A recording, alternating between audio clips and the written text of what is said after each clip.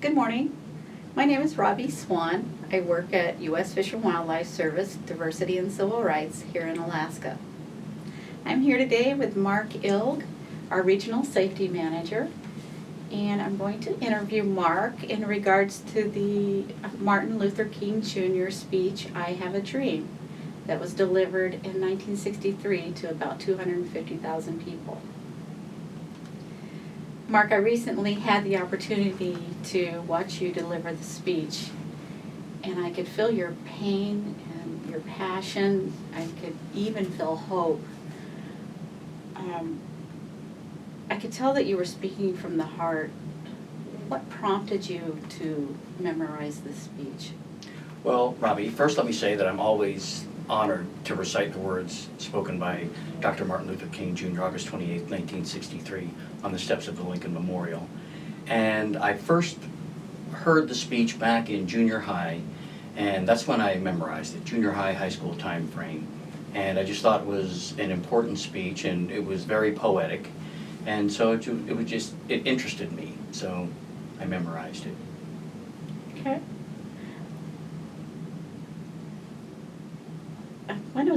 When and where was the first time you delivered the speech?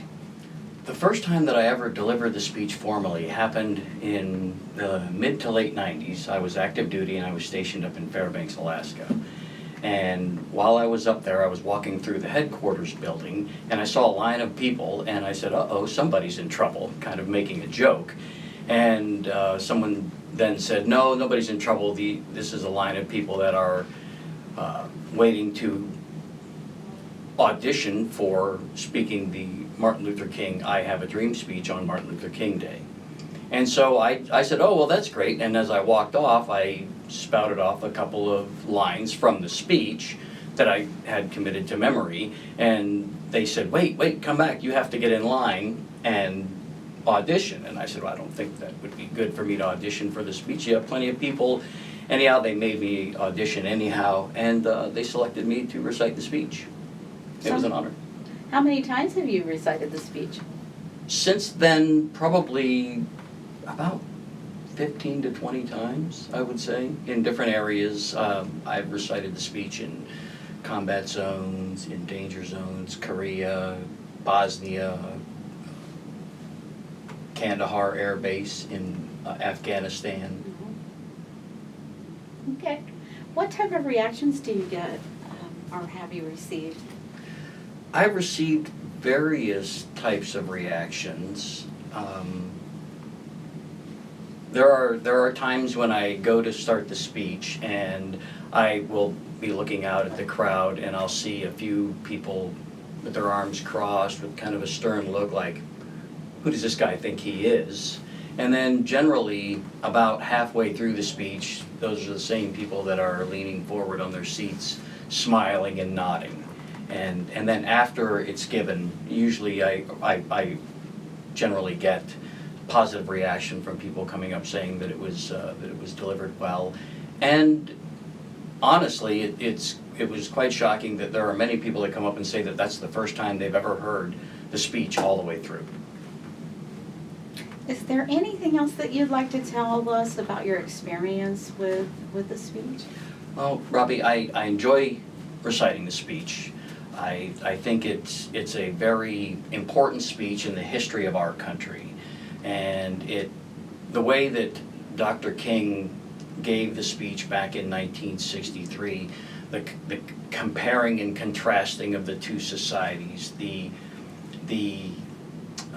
passion that he had when he gave the speech, and understand that when I recite the speech, I try to have that same passion. And it's not an act, you cannot recite those words, listen to those words, speak those words, understanding their meaning without doing it with some passion and love of the words and the movement. Yes, when I heard it, it literally made me feel like I was in 1963. So Mark, thank you so very much for taking the time to share your talent and, more importantly, your passion for civil rights.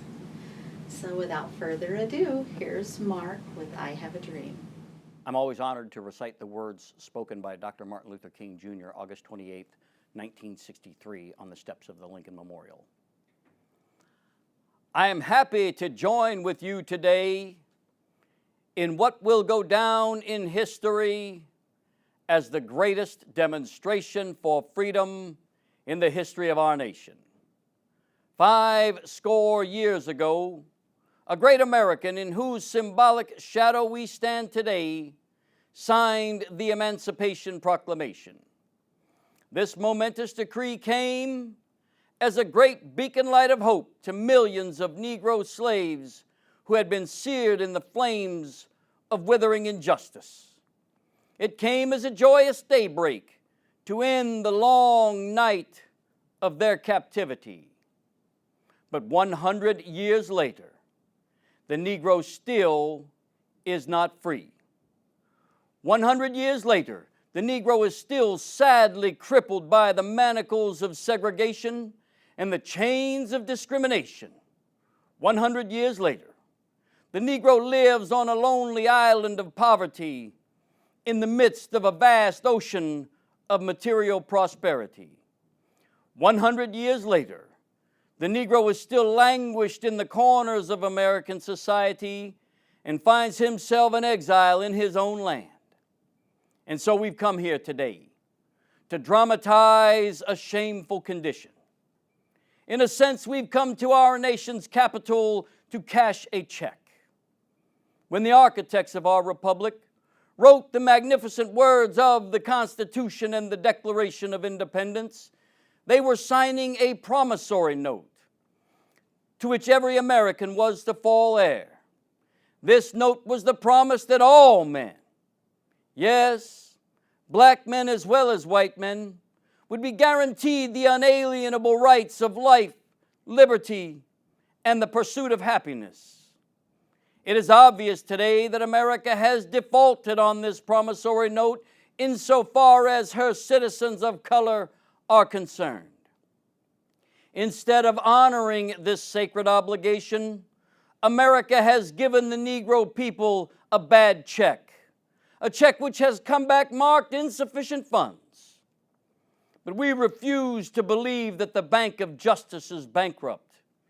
We refuse to believe that there are insufficient funds in the great vaults of opportunity of this nation, so we've come to cash this check, a check that will give us upon demand the riches of freedom and the security of justice. We have also come to this hallowed spot to remind America of the fierce urgency of now. This is no time to engage in the luxury of cooling off or to take the tranquilizing drug of gradualism. Now is the time to make real the promises of democracy. Now is the time to rise from the dark and desolate valley of segregation to the sunlit paths of racial justice. Now is the time to lift our nation from the quicksands of racial injustice to the solid rock of brotherhood. Now is the time to make justice a reality for all of God's children. It would be fatal for the nation to overlook the urgency of the moment.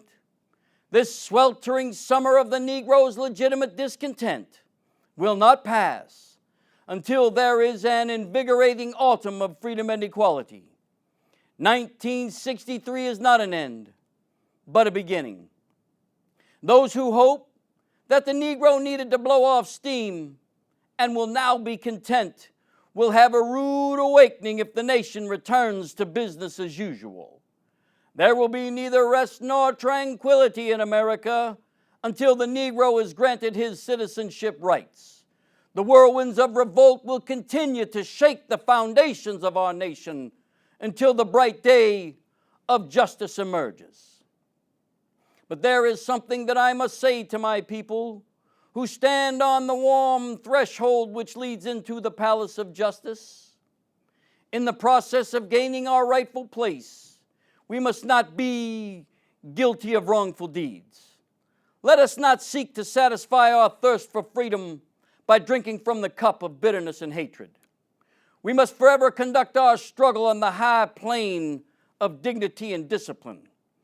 We must not allow our creative protests to degenerate into physical violence. Again and again, we must rise to the majestic heights of meeting physical force with soul force. The marvelous new militancy which has engulfed the Negro community must not lead us to a distrust of all white people. For many of our white brothers, as evidenced by their presence here today, have come to realize that their destiny is tied up with our destiny. They have come to realize that their freedom is inextricably bound to our freedom. We cannot walk alone. And as we walk, we must make the pledge that we shall always march ahead. We cannot turn back.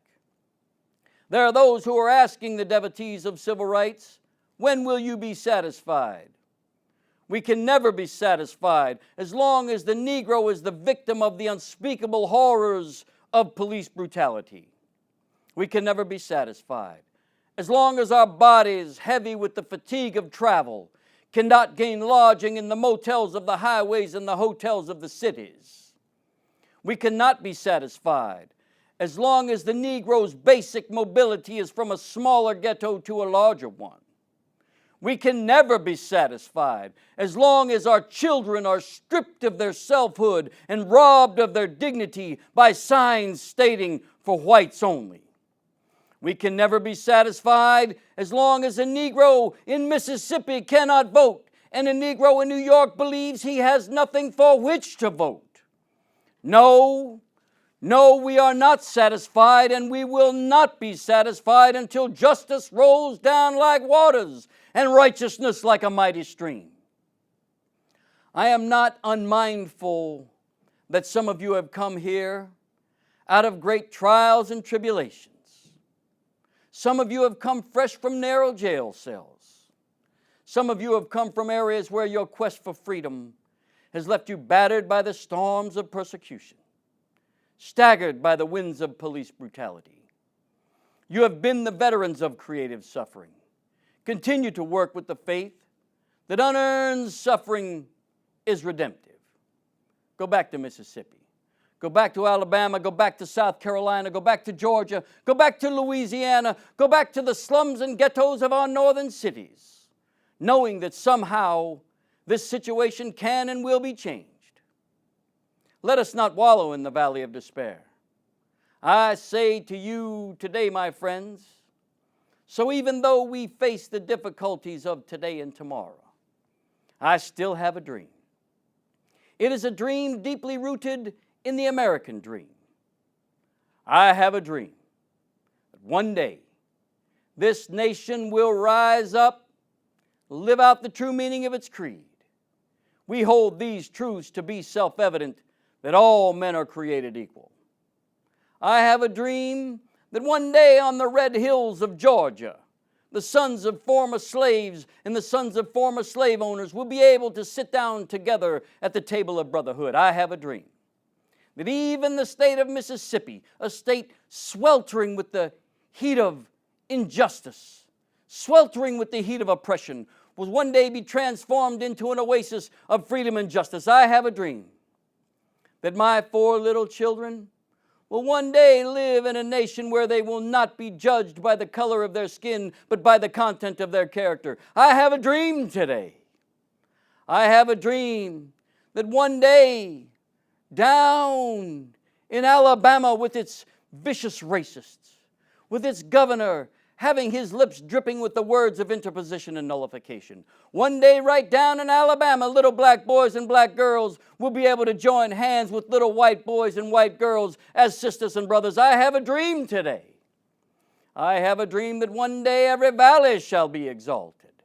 Every hill and mountain shall be made low, the rough places will be made plain, and the crooked places will be made straight, and the glory of the Lord shall be revealed, and all flesh shall see it together. This is our hope. This is the faith that I go back to the South with.